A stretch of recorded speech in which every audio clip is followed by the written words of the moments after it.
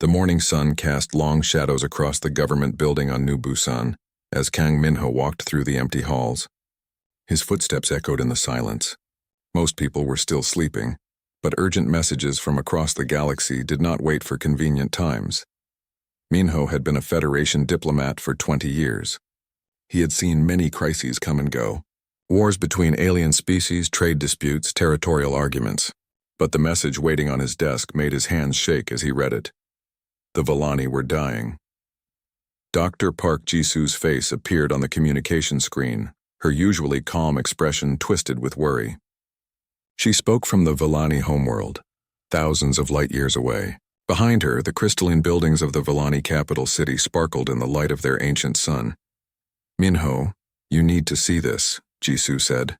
Her voice was tight with fear. "Their star is going to explode. The Villani scientists confirm it. 6 months, maybe less."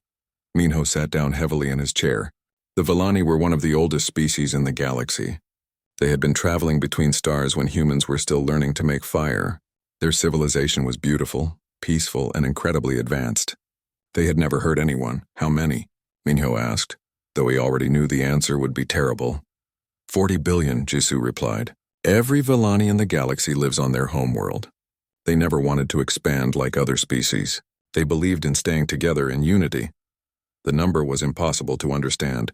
40 billion lives. More people than had ever lived on Earth throughout all of human history, and they would all die when their sun exploded.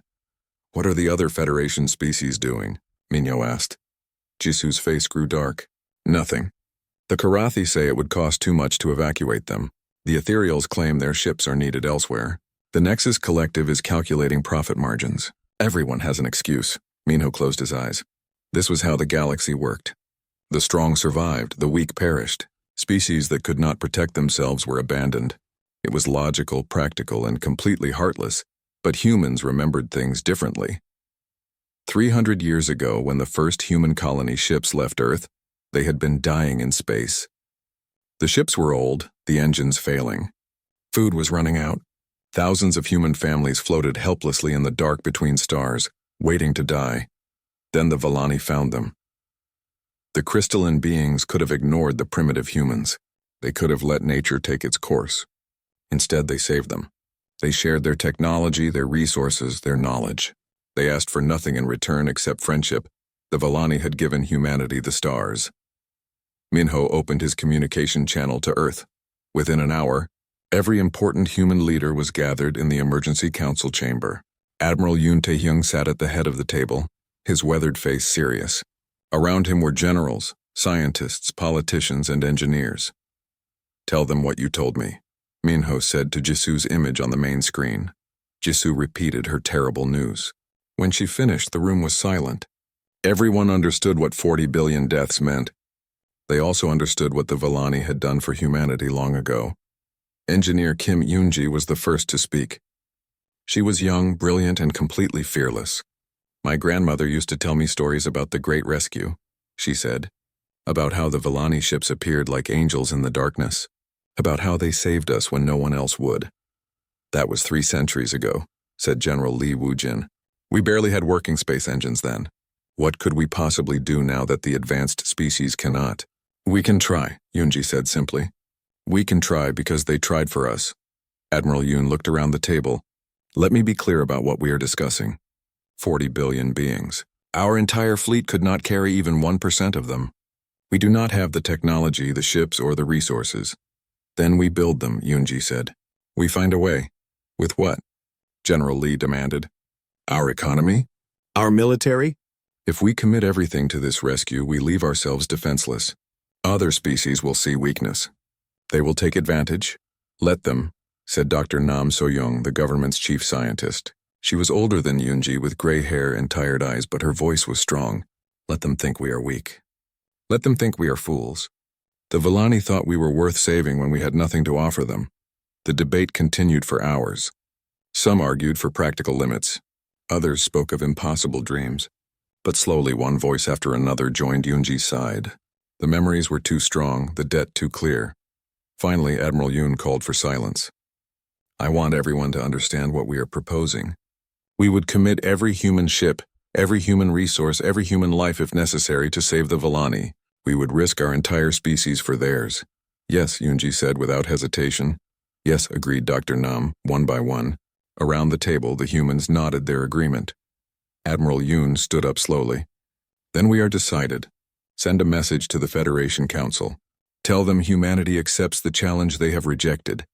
The message reached the Federation Council 3 days later. The great chamber on the capital world was filled with representatives from dozens of species.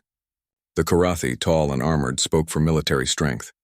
The Ethereals, ancient and wise, spoke for careful planning. The Nexus Collective, rich and practical, spoke for profit and loss. They listened to the human proposal with growing amazement. 40 billion beings, said the Karathi representative. Impossible to evacuate. We have calculated the requirements. It cannot be done. The humans lack the necessary technology, added the ethereal speaker. Their ships are primitive. Their methods are crude. The cost would bankrupt any species, concluded the Nexus representative. There is no profit in this venture, only loss. Counselor Li Wujin stood to address the chamber. He was not a tall man, not particularly impressive looking, but his voice carried across the vast space with absolute certainty. Honored representatives, he began, you speak of impossibility. You speak of cost. You speak of profit and loss. These are reasonable things for reasonable beings to consider. The chamber listened with polite attention. Humans were still new to the Federation, still considered primitive by most standards. But humans have a different way of calculating value. Wujin continued. 300 years ago, when our people were dying in space, the Villani saved us. They did not calculate profit. They did not measure cost. They saw beings in need and they acted. Some of the alien representatives shifted uncomfortably. They knew the story, but it was ancient history. Today, the Villani face extinction. Other species have decided the cost is too high, the task impossible. Perhaps you are right. Perhaps we will fail. Perhaps we will lose everything in the attempt. Wu Jin's voice grew stronger, more determined. But when humanity repays a debt, the galaxy will never be permitted to forget it. We will attempt this rescue. We will save our friends. And when we succeed, everyone will remember that humans honor their promises. The chamber erupted in discussion. Some species laughed at human foolishness. Others expressed admiration for human courage. A few wondered if the primitive humans might actually achieve something that the advanced civilizations had declared impossible, but none of them offered to help as the humans prepared for the greatest challenge in their history. The rest of the galaxy watched and waited. Most expected to witness a noble failure. Some hoped for an entertaining disaster. None of them understood that humans had already decided they would rather die as heroes than live as beings who abandoned their friends. The space docks around Earth had never seen anything like it. Every human ship, from the massive military dreadnoughts to tiny cargo haulers, was being stripped down and rebuilt. Commander Choi Hyunwoo walked through the chaos, watching thousands of workers transform the human fleet into something entirely new. Status report, he called to engineer Kim Yoonji, who was hanging upside down inside the engine compartment of a destroyer. 2 weeks ahead of schedule, she replied, her voice muffled by the machinery around her. The new quantum storage units are working better than expected. We might actually be able to fit twice as many Villani in each ship. Hyunwoo shook his head in amazement. 3 months ago, quantum storage had been theoretical science. Now, human engineers were building it into every available space on every ship in the fleet. The technology was untested, dangerous, and completely necessary. Dr. Nam So-young emerged from a nearby ship, her hands covered in grease and her lab coat torn. Commander, we have a problem with the power requirements. Each storage unit needs 10 times more energy than we calculated. Can we generate enough power? If we strip the life support systems down to emergency levels and run the engines at maximum output, maybe. But the ships will be running on the edge of disaster. One small mistake and everything fails. Hyunwoo nodded grimly. Everything about this mission was impossible. But impossible was the only option they had. The Villani homeworld was dying faster than anyone had predicted. Their star was already showing signs of instability. Solar flares were growing stronger each day. The beautiful crystalline cities were protected by energy shields, but those shields would not stop a supernova. Speaker Velthan contacted the human fleet every day with updates. The Villani leader had chosen that name centuries ago when first meeting humans. Their real name was a complex pattern of light and sound that no human throat could produce. "My friends," Velton said during the morning briefing, "our scientists believe we have 4 months, not 6. The star's collapse is accelerating." The holographic image of the Villani showed a being of living crystal, their body catching and reflecting light in beautiful patterns. But today those patterns seemed dimmer, sadder. "We understand the terrible burden we have placed on your people," Velton continued. "No one expects you to sacrifice everything for us. We are prepared for our fate." Captain Shin Dongmin, commander of the flagship New Seoul, stepped forward. "Velton, old friend, you saved us when we had nothing. Now we have something, and we will use it to save you. That is what friends do." The Villani's crystalline form brightened slightly. "Your species continues to amaze us. In all our centuries, we have never met beings with such determination." But determination alone would not be enough. Dr. Bae Minji had been working for 18 hours straight in her laboratory, trying to solve the mathematics of mass transportation. The equations covered every wall, window, and flat surface in the room.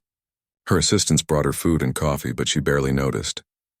"The problem is dimensional," she muttered to herself, drawing new formulas in the air with her finger. "We need to compress the storage space itself, not just the matter inside it." Her breakthrough came from an unexpected source. While reviewing the ancient Villani gifts to humanity, she found something hidden in the technology they had shared. Deep in the quantum mechanics of their engines was a technique that no human scientist had ever understood. "They already gave us the answer," she whispered in amazement. 300 years ago, they gave us the key to saving them. The discovery changed everything. By applying Villani quantum techniques to human engineering, the storage capacity increased by a factor of 10. Suddenly, the impossible mission became merely extremely difficult. But as the human fleet prepared to depart, new problems arose. Communications officer Lim Sung-hoon was monitoring galactic communication channels when he detected something alarming. "Commander Hyunwoo, we have a situation. The Karathi fleet is moving toward Villani space." Hyunwoo studied the tactical display with growing concern. 3 Karathi battle groups, each larger than the entire human fleet, were taking positions between Earth and the Villani homeworld. "Are they trying to help?" asked Captain Shin. "Negative," Sung-hoon replied. "Their official message says the human rescue operation is too dangerous and must be stopped for the safety of galactic shipping." The truth was more complex. The Karathi were warriors, a proud species that valued strength above all else. They saw the human rescue attempt as foolish weakness. Worse, they feared that if humans succeeded where Karathi had failed, it would make the warriors look bad. Admiral Yoon called an emergency meeting aboard the New Seoul. The command staff gathered in the ship's briefing room, their faces grim. "Options?" the admiral asked. "We could try to go around them," suggested Captain Oh Ji-won from the destroyer Incheon. "Add 2 weeks to our journey time." "We do not have 2 weeks," Dr. Nam reminded them. "The Villani star could explode any day now." "We could ask for Federation mediation," offered Counselor Lee. "The Federation Council has already decided this mission is impossible," Hyunwoo said. "They will not force the Karathi to move." Engineer Yoonji had been quiet during the discussion. Now she stood up, her young face determined. "There is another option. We go through them." The room fell silent. "The Karathi are warriors," she continued. "They respect courage. If we show them we are willing to die for our cause, maybe they will respect that. Or maybe they will blast us into atoms," Captain Shin said dryly. "Then we die trying," Yoonji replied. "But we do not abandon the Villani." Admiral Yoon considered the options. All of them were terrible. But the mission had always been impossible, and they had gotten this far. "We proceed as planned," he decided. "If the Karathi want to stop us, they will have to destroy us. And if they do that, the galaxy will remember what happened when humans tried to honor their debts." The human fleet departed Earth 3 days later, 10,000 ships of every size and type, all carrying the new quantum storage technology.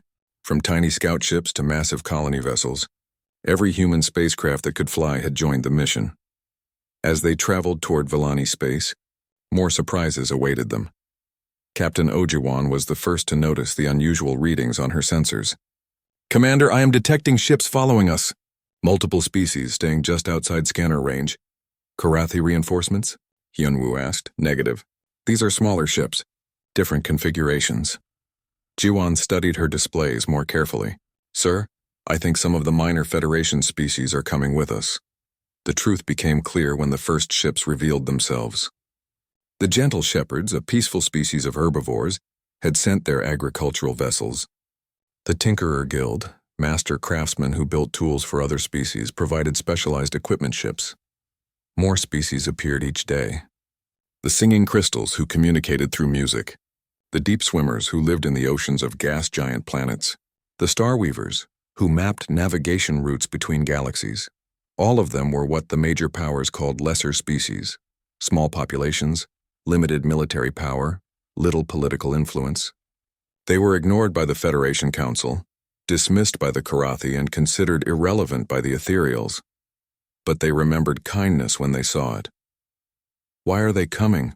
Admiral Yoon asked during a conference call with the new allies. The speaker for the gentle shepherds, a being that looked like a walking tree, answered with a voice like rustling leaves. Because you are doing what the great powers will not. You remember friendship. You honor debts. You show that the strong can protect the weak. We offer what we have, added the Tinkerer Guild representative, a small creature with 6 arms and tools for hands. It may not be much, but it is given freely.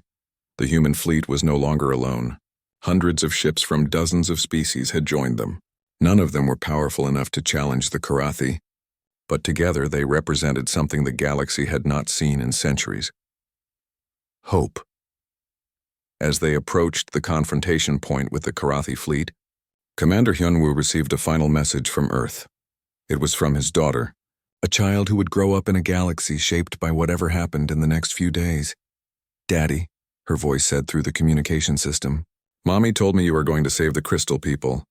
I made you a drawing. It shows you and the pretty crystal beings being friends forever. Hyunwoo looked at the crude picture his daughter had drawn. Stick figures holding hands under a bright sun labeled Daddy and the Vellani Friends.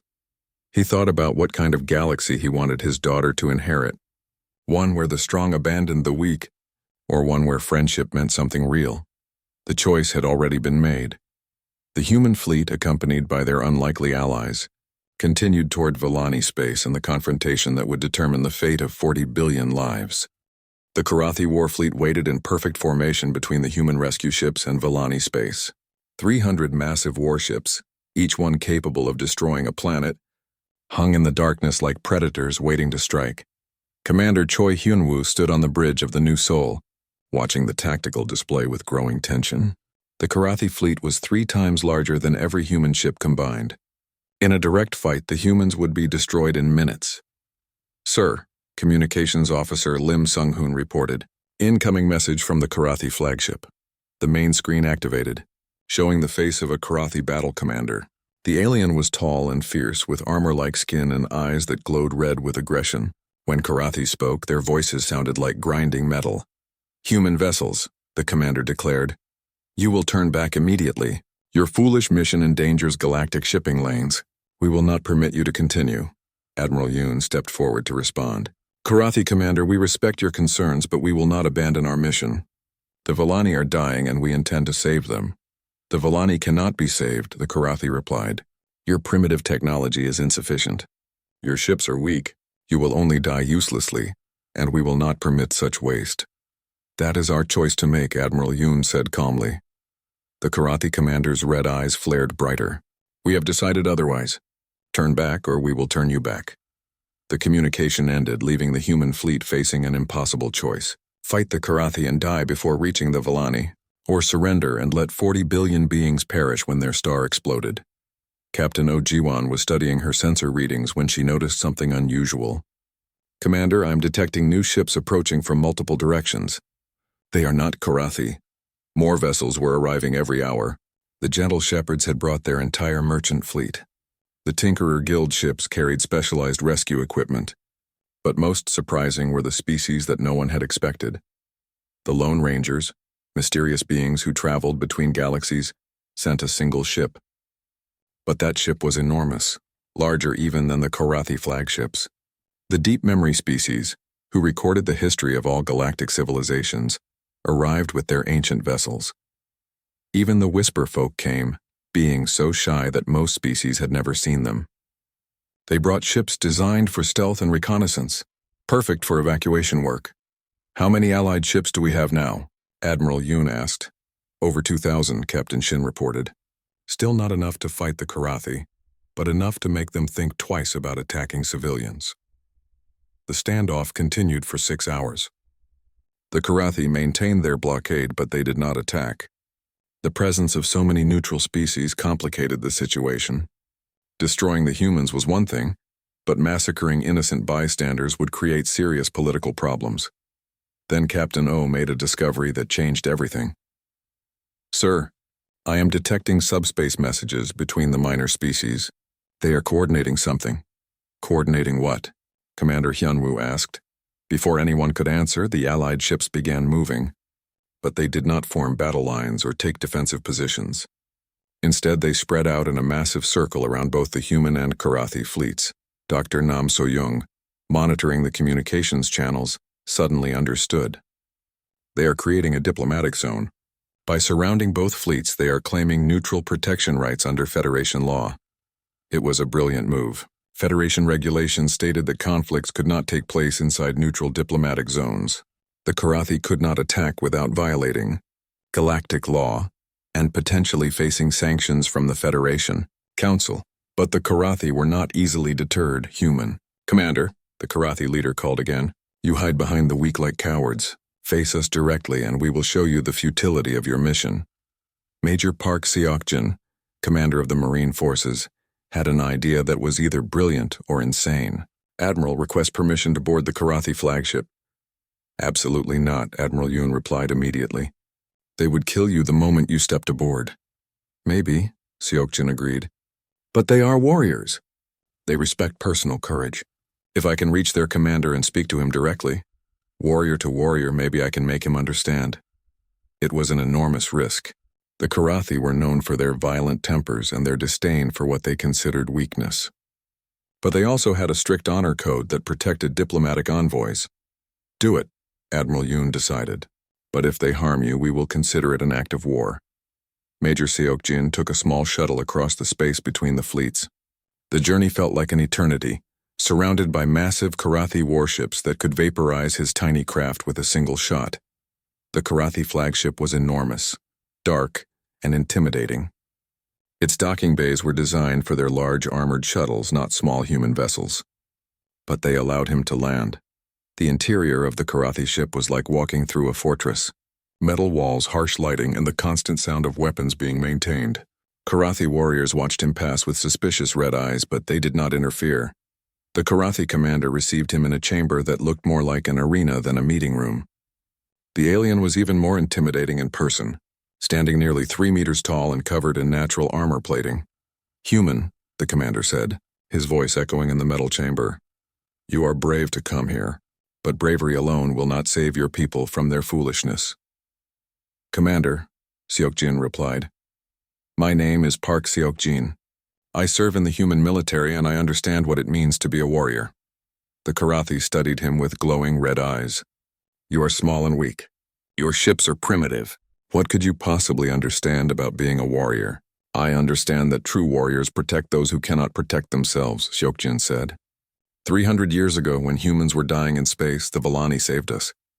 They were not warriors, but they acted with courage. Now they need our help. The weak perish, the Karathi replied. That is the law of nature.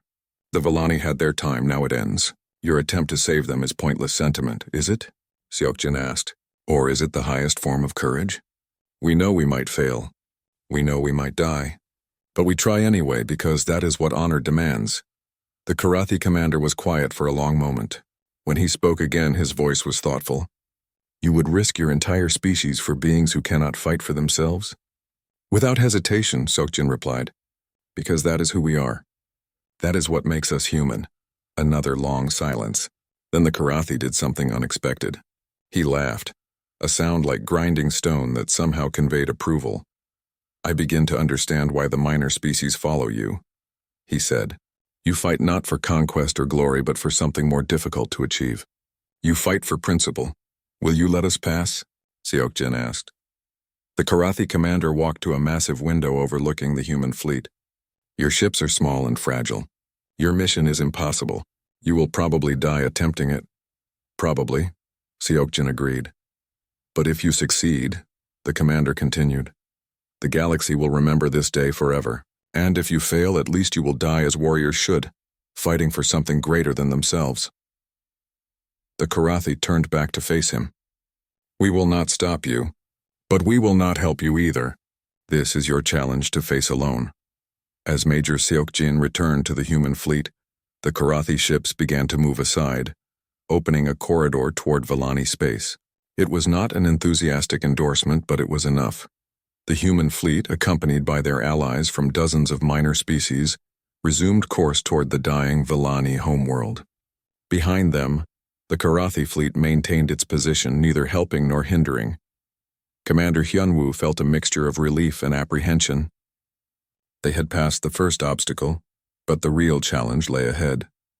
They had to reach the Vellani system before the star exploded, evacuate 40 billion beings with untested technology, and somehow survive the process, but they were no longer alone. The alliance of minor species had grown stronger during the confrontation with the Karathi. Ships that had never worked together were now coordinating like a single fleet. Species that had barely known each other were sharing technology and resources. Dr. Bae Minji reported from her laboratory ship. Commander, the quantum storage arrays are performing better than expected. The combination of human engineering and Vellani technology is creating new possibilities. How much better? Hyunwoo asked. We might be able to save them all, she said with wonder in her voice. Every single Vellani. If everything works perfectly, if nothing goes wrong, if we have enough time. Engineer Kim Yoonji cut into the communication. Commander, long-range sensors are detecting increased solar activity from the Vellani star. The explosion is coming sooner than predicted. How much sooner? Days, maybe hours. We need to reach them immediately. The race against time had begun. The human fleet pushed their engines beyond safe limits, rushing toward a dying star and 40 billion lives that hung in the balance. Behind them, the galaxy watched and wondered if the small, stubborn humans could achieve what the great powers had declared impossible. In the Vellani system, Speaker Velthon watched the approaching human fleet with amazement and gratitude. The Vellani star was dying in spectacular fury. Massive solar flares erupted from its surface, sending waves of deadly radiation across the system. The beautiful crystal cities that had stood for millions of years were now protected only by failing energy shields. Captain Shin Dongmin watched the tactical display aboard. The new Seoul as the human fleet entered the system. 10,000 ships spread out in perfect formation, each one carrying quantum storage arrays that had never been tested under real conditions. Time to stellar collapse? He asked Dr. Nam Soyoung. 18 hours maximum, she replied grimly. The star's core is destabilizing faster than any model predicted. When it goes, the explosion will sterilize everything within 3 light years. Commander Choi Hyunwoo activated the fleet-wide communication system. All ships, this is Hyunwoo. We have one chance to save 40 billion lives. Every human, every allied ship, every piece of equipment we brought must work perfectly. There is no room for error. No time for hesitation. The evacuation began immediately. Transport ships descended toward the Vellani homeworld, while the larger vessels remained in orbit, their quantum storage arrays humming with barely contained energy. The technology was so new that half the human engineers were not entirely sure how it worked. Dr. Bae Minji coordinated the quantum storage process from her laboratory ship. Her breakthrough in combining human and Vellani technology had made the impossible rescue attempt merely extremely dangerous. But as the first Vellani began entering the storage matrices, new problems emerged. Commander, she reported, the energy requirements are worse than we calculated. Each Vellani stored consumes 30% more power than our simulations predicted. Engineer Kim Yoonji was monitoring the power systems across the fleet. Sir, at this rate we will drain our batteries before we save half the population. We need more energy. The human ships began transferring power to the storage arrays, but it was not enough. Captain Ojiwan made a decision that would echo through history. All ships reduce life support to minimum levels. Transfer everything to the evacuation systems. Captain, her first officer protested, minimum life support will only sustain us for a few hours. If anything goes wrong, then we die, O replied simply. But not until every Vellani is saved. Across the fleet, human crews made the same choice. They reduced heating, lighting, and air recycling to emergency levels.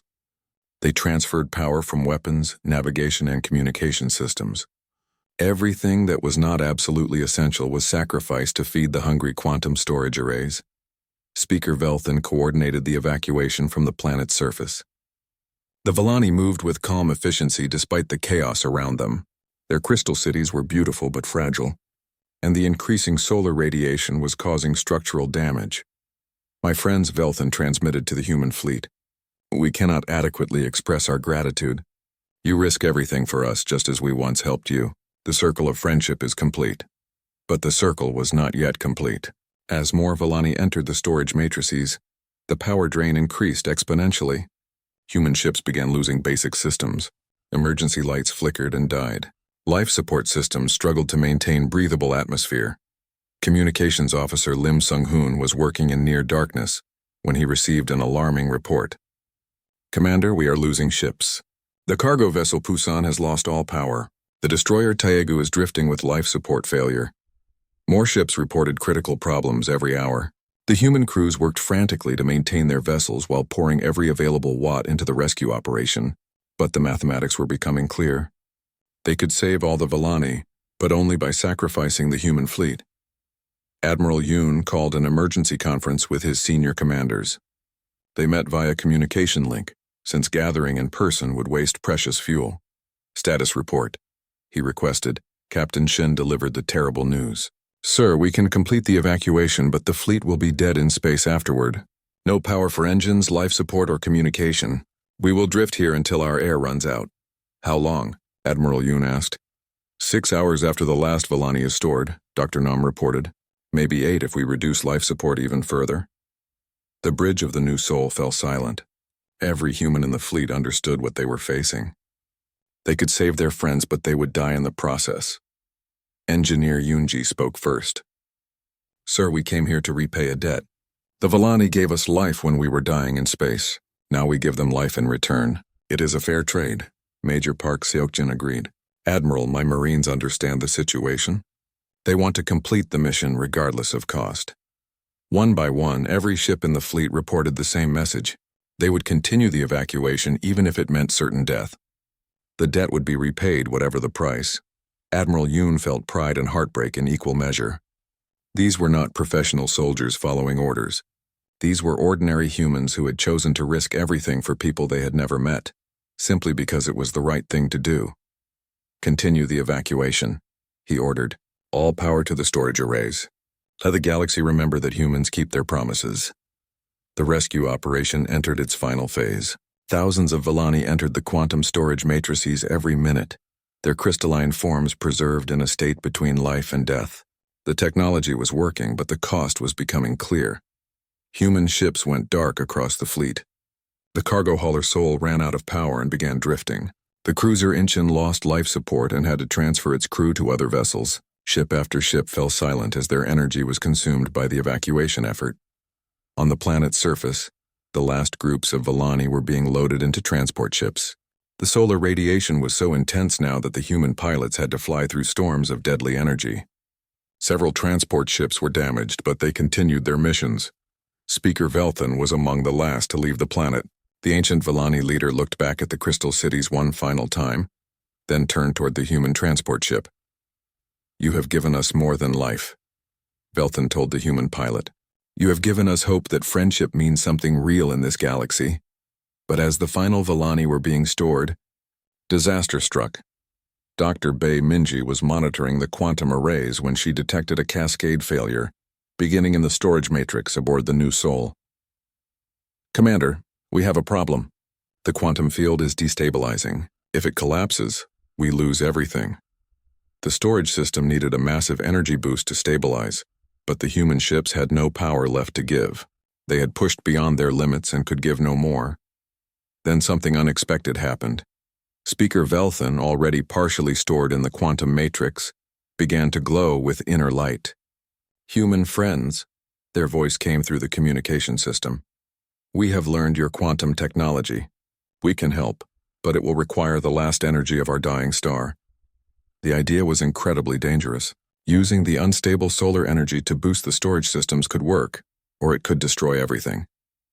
But without additional power, the evacuation would fail anyway. Commander Hyunwoo made the decision. Do it. Use whatever energy you can channel from your star. The Volani began working with their dying sun, channeling its massive energy output through their quantum storage arrays. It was like trying to drink from a fire hose, but their crystalline nature allowed them to handle energy flows that would destroy any other species. Solar energy flowed through the storage systems, stabilizing the quantum fields and preserving the 40 billion Volani lives already saved. But the effort was enormous and the star's instability increased dramatically. Stellar collapse in 2 hours, Dr. Nam reported. The energy transfer is accelerating the explosion. The last transport ships raced away from the planet's surface as the star began its final death throes. Massive flares erupted across the system, and the space around the Volani homeworld became a cauldron of deadly radiation. The human fleet was scattered and powerless, drifting in the darkness.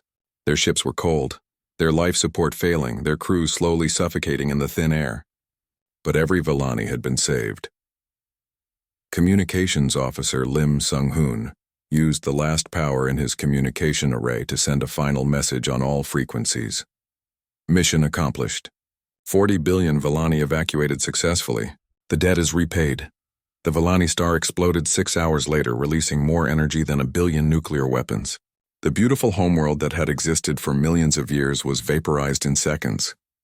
The crystal cities, the ancient libraries, the sacred sites where Volani had lived and loved for countless generations, all disappeared in the stellar fire. But the people lived. 40 billion Volani minds and bodies, preserved in quantum storage aboard the dying human fleet, waited for rescue that might never come. In the aftermath of the explosion, the human ships drifted in space like ghost vessels. Their crews had perhaps hours of life support remaining. They had succeeded in their impossible mission, but success had cost them everything. On Earth, people watched the news broadcasts with pride and heartbreak. Their heroes had kept their promise, but they would not be coming home. The galaxy had witnessed something unprecedented. A species had voluntarily sacrificed itself to save another. The debt had been repaid in full, but the price was the lives of everyone. The darkness was complete aboard the human ships. Emergency power had failed hours ago, leaving the fleet drifting cold and silent in the void where the Volani star had once burned. Commander Choi Hyunwoo floated in the zero gravity of his powerless ship, watching his breath form crystals in the freezing air. Around him, his crew worked by the light of small hand torches, checking on the Volani storage units one final time.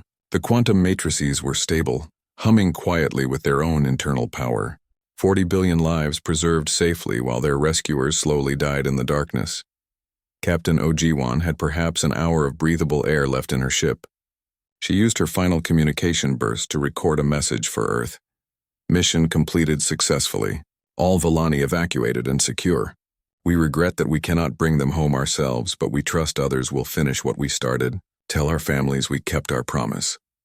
Similar messages came from ships throughout the dying fleet. Each crew faced their end with quiet dignity, knowing they had accomplished something extraordinary. They had repaid an ancient debt and saved an entire species from extinction. Then Captain O detected something on her passive sensors. Ships were approaching from the edge of the system. Her first thought was that scavengers had come to pick through the wreckage. But the signatures were wrong. "Sir," she whispered into her communication device, hoping someone could still hear her. "I am detecting incoming vessels. Multiple species, hundreds of ships." The lead ship was massive, larger than anything in the human fleet. As it came closer, O recognized the configuration. It was a Karathi flagship, the same one that had tried to block their mission weeks ago, but they were not coming to gloat over human failure. The Karathi commander's voice came through the emergency frequencies, loud and clear in the darkness. "Human vessels, this is Battle Commander Thakmore. We have come to bring you home." More ships appeared from the darkness. The Ethereals, ancient and wise, sent their most advanced rescue vessels. The Nexus Collective deployed their finest medical ships. Even species that had never shown interest in galactic affairs brought aid to the dying human fleet. But the most surprising arrival was a delegation from the Federation Council itself. The governing body of galactic civilization had never before authorized a rescue mission for a failed operation. Yet here they were, with ships and supplies and technology to save the humans who had tried to do the impossible. Admiral Yoon, barely conscious in his freezing command center, could not believe what he was seeing. "Why?" he asked weakly as Karathi rescue teams boarded his ship. "Why are you helping us?" The Karathi medic, a massive warrior who handled human bodies with surprising gentleness, looked down at him with glowing red eyes. "Because you have shown us what real warriors look like.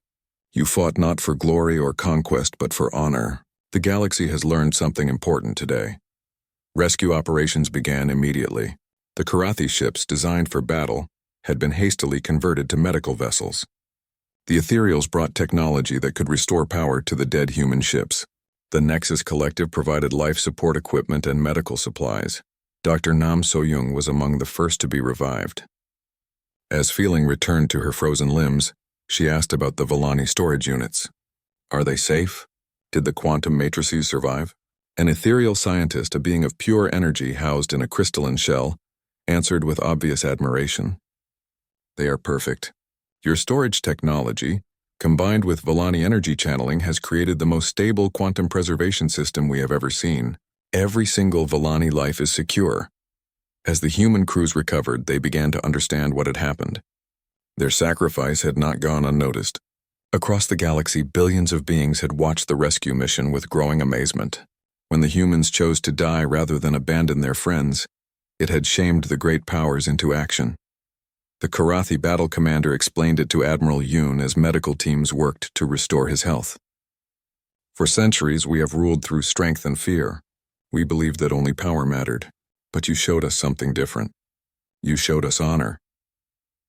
Your species risked everything for beings who could give you nothing in return," added an ethereal representative. "This is not weakness as we once thought. This is the highest form of strength." The Nexus Collective's trade representative was more practical in their explanation. "The economic impact of your action has been extraordinary. Minor species throughout the galaxy are demanding new trade agreements, new protection treaties. They want to ally with beings who keep their promises. But the most important change was happening in the Federation Council itself." Counselor Li Wujin, recovered enough to attend the emergency session via hologram, found himself addressing a very different chamber than the one that had mocked human foolishness months before. The great powers sat in respectful silence as he spoke. "Honored representatives," he began, "we came before you months ago with a simple request. We asked to be allowed to save our friends. You told us it was impossible." The chamber listened with uncomfortable attention. "You were correct about the cost. We nearly lost everything. You were correct about the risk. We almost died, but you were wrong about the impossibility. 40 billion Vellani live because some debts are worth any price to repay." The Karathi representative stood to address the chamber. "The human action has taught us that we have measured strength incorrectly. True power lies not in the ability to destroy, but in the willingness to sacrifice for others." The ethereal speaker agreed. "In our ancient wisdom we had forgotten simple truths. Honor is not outdated. Friendship is not weakness. Keeping promises is not foolishness." Even the Nexus Collective acknowledged the change. Our economic models failed to account for the value of trust. The humans have created something more valuable than any commodity. They have created hope. The Federation Council passed a resolution that day that would change galactic civilization forever. The humanity principle became the foundation of all future Federation policy. No species would be abandoned if it could be saved. No debt of friendship would go unhonored, and no act of sacrifice would be forgotten. 6 months later, the Vellani had been successfully resettled on 12 worlds donated by various Federation species. Their quantum storage technology, perfected through the rescue mission, became the foundation for new advances in galactic civilization. Dr. Bei Minji opened the first school for interspecies quantum engineering on the new Vellani homeworld. Her students included beings from dozens of species, all learning the techniques that had made the impossible rescue possible. Engineer Kim Yoonji received the Federation Medal of Honor, the first human ever to be so recognized. But she spent her ceremony talking not about human achievement, but about the importance of keeping promises. Commander Choi Hyunwoo was promoted to Admiral and given command of the new Federation Rescue Service, an organization created specifically to ensure that no species would ever face extinction alone again. But perhaps the most important change was cultural. Throughout the galaxy, species that had barely known each other began forming new alliances. The minor powers, inspired by human example, created the Friendship Coalition, a mutual defense pact based on shared values rather than military strength. Children of dozens of species learned the story of the Great Rescue in their schools. The tale of how humans risked everything to save the Villani became the most popular story in galactic civilization. Speaker Velthan established a memorial on the new Villani homeworld, commemorating both the humans who had saved them and the friendship that had made it possible. The inscription, written in human languages and Villani light patterns, read simply, "When friendship calls, true beings answer, whatever the cost." Dr. Nam Soyoung often visited the memorial with her students. She would tell them about the impossible mission, about the choice between safety and honor, about the debt that had changed everything. "The galaxy thought we were fools," she would say. "They thought we would fail, and we almost did. But we succeeded because we remembered something important. Some things are worth more than survival. Some promises are worth any price to keep." Years passed and the story grew into legend. But it was a living legend, one that continued to shape how galactic civilization understood itself.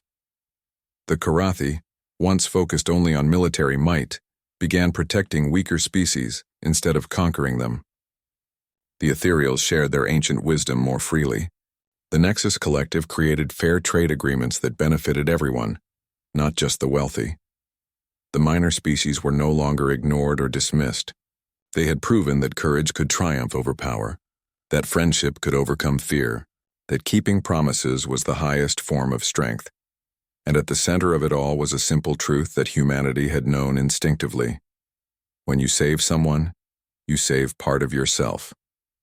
When you honor a debt, you honor the best part of what you can become. The galaxy would never be the same. In every corner of known space, beings looked up at the stars and remembered the story of the humans who risked everything to save their friends. They remembered that some debts were worth any price to repay. They remembered that when humanity repaid a debt, the galaxy would never permit it to be forgotten. The promise had been kept. The debt had been repaid,